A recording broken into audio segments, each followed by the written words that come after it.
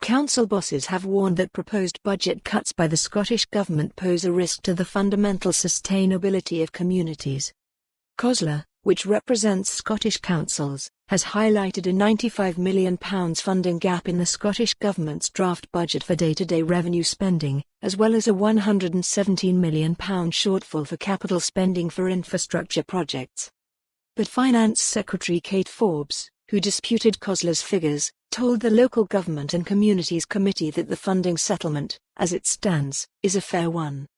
Gail Macgregor, Cosla's spokesperson for resources, said the situation is getting harder every single year for councils and warned that the fundamental sustainability of communities is being put at risk.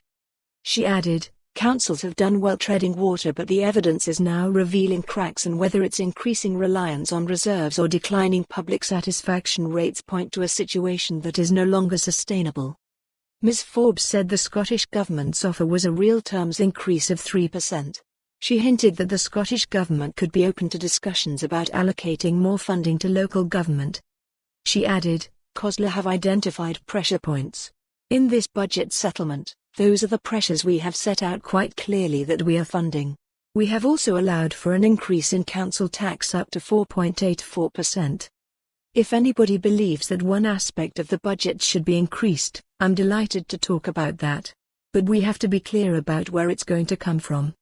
But Jim Boyle from CIPFA, Chartered Institute of Public Finance and Accountability, said that all councils across Scotland will be factoring a savings programme into their budget for next year and that most are likely to increase council tax by the maximum amount allowed.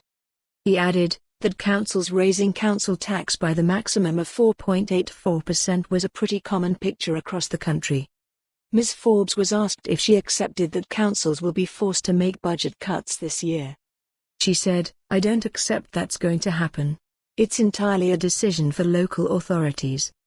But councils believe the £590 million of Scottish Government commitments to be provided by local authorities has only been allocated £495 million of funding from Holyrood. Ms. Macgregor added, "The Scottish Government said it would fully fund all of its new commitments.